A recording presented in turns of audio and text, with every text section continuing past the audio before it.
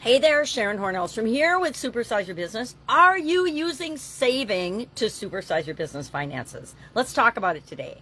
Today's topic I talked about really long in the Be a Better You annual challenge, and a personal note as far as our personal finances and savings. But then I got to thinking it applies to our businesses just as much, if not more, because we usually have more resources that we can choose how we are going to allocate and spend them. So what the heck is savings? We're going to talk about these different topics throughout the course of this month as we focus on finances as part of this year's annual challenge. And I'm merging the topics and talking about them in both of my groups so that I can be more consistent and more streamlined in what it is that I do to be more efficient and more effective, because that's kind of one of my core values. So today we're talking about saving and the impact it has on our financial growth now, but as well as our financial growth in the future. And the first thing I'll share is the 4 different types of saving and the way we can save. And we'll talk about, I think, all of these over the rest of this month. Emergency fund, retirement savings, investments, real estate. We'll talk about them all. And then steps to build wealth through saving in our business. And I'll give a couple examples of that. And I'm just going to roll with it instead of looking at my notes, because I looked at my notes and I went almost 15 minutes, and I don't want to do that here because I know that we are all busy, especially on a Monday. Happens to be Monday today. So the 4 types of savings and the things we want to make sure that we're considering for our business especially.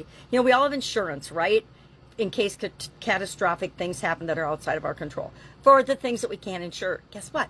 There's a whole lot of things. If you read your insurance policies, and most people don't, but I highly recommend that you do, or someone in your organization does, or you get nasty surprises like one of your delivery vehicles gets totaled and your insurance tries to say you don't have a backup vehicle, which is not true. That's why you need to know what's in those things. So we want to have, in addition to insurance and things like that, good business practices, an emergency fund.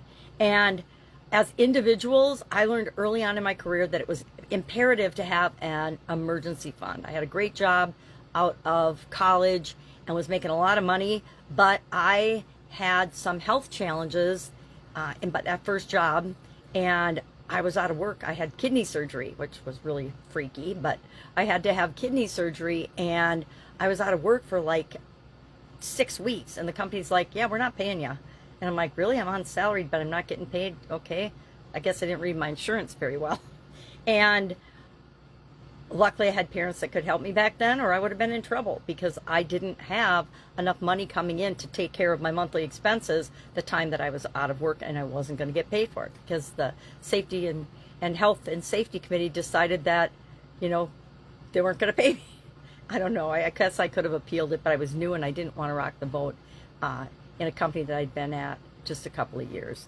So we want to have an emergency fund of not just for us personally, but for our business. What if something happens, like COVID pandemic, for example, and your business just gets shut down in one day and you've still got recurring bills that are required to be paid, right?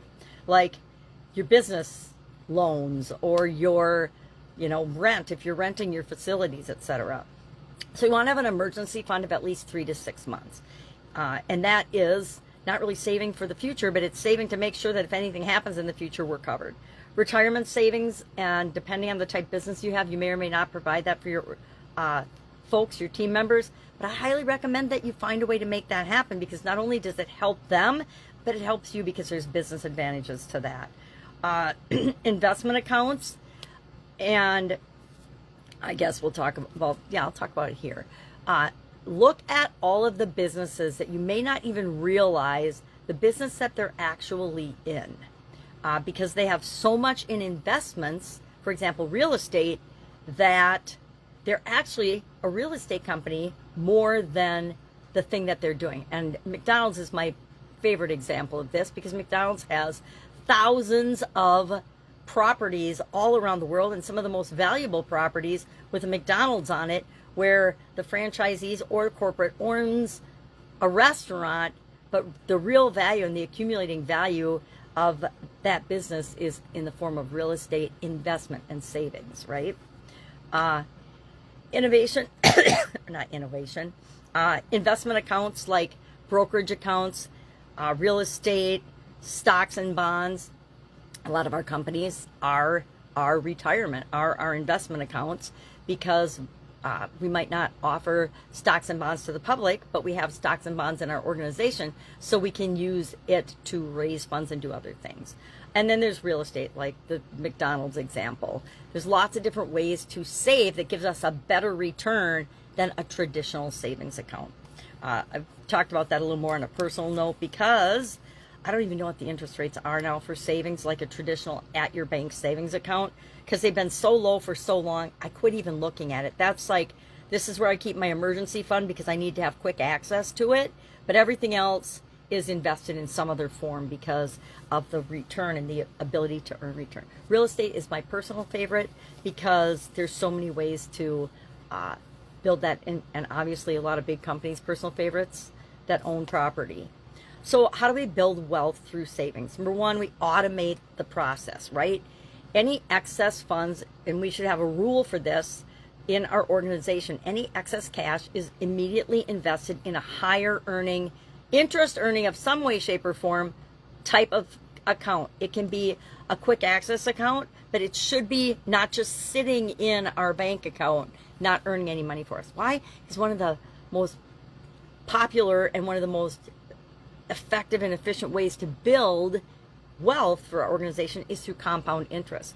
Actually, if we can find a way to be a lender for certain things and charge interest on the money that we're lending that we're not using, that is an incredibly successful way to increase our wealth. It's why I like real estate. If you can be the banker, if you can fund projects and property for people to buy and be the bank, you can make, multiples of your initial investment through compound interest over the years, and provide for yourself and your business in the future. We want to live below our means. That means as a company, guess what? Same is true for us. Our organizations have to live within the confines of what we can make and produce. It's money and business is an exchange of value. So if we're not providing enough value for the way we've structured our business, we need to look at that and we need to make changes. Usually it's just we increase the value that we provide, right? We want to invest in income producing assets, which again, it's why McDonald's and so many other big companies actually have huge amounts of property. Think of Disney, how much property Disney has. And I don't know if that's a good example, but just in theme parks alone, they have a lot of property. They also have a ton of intellectual property and things like that, which is also another incredible investment.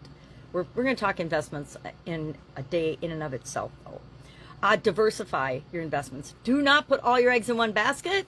I can say this with personal conviction. If you're around for the 2008-2009 real estate, I want to call it mush, because it was a mess. A lot of us had a whole lot of our eggs in the stock market basket. Well, if you lived back then, you know what happened to the stock market. And some of us literally lost millions of dollars, and you could watch your accounts if you were so brave. I chose not to watch. I watched a couple times in days and found that it just made my heart hurt, so I just stopped watching it. But literally watched mine and my ex-husband's entire retirement account get wiped out in about a year, and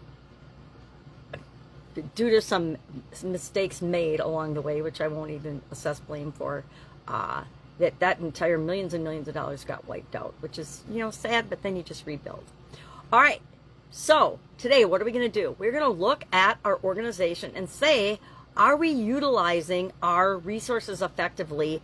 Do we have an emergency fund? Do we have investments? Do we have rules or guidelines or ways of processes for doing things when we have excess cash? Do we just spend it all on something frivolous, or are we saving a portion of it for our emergency fund, for future investments and opportunities? And I think that's one of the biggest reasons I think it's critical that we as businesses have buffers and we find ways to invest in R&D, research and development, in securing our future, in learning more and becoming a better version of our business, and things like that. So, curious, what are you doing for savings? Do you have all these bases covered? And if not, what could you do starting today to change that and make this a priority for your organization. Why? Because the financial health of our organizations is critical if we want to be around for the long term and if we want to provide what it is that we're trying to provide for not only those we love and care about, our families, the people that we work with, but also the people that we're here to serve. All right, have an awesome day. If I can help you anyway, ask. Otherwise, I'll be with you tomorrow.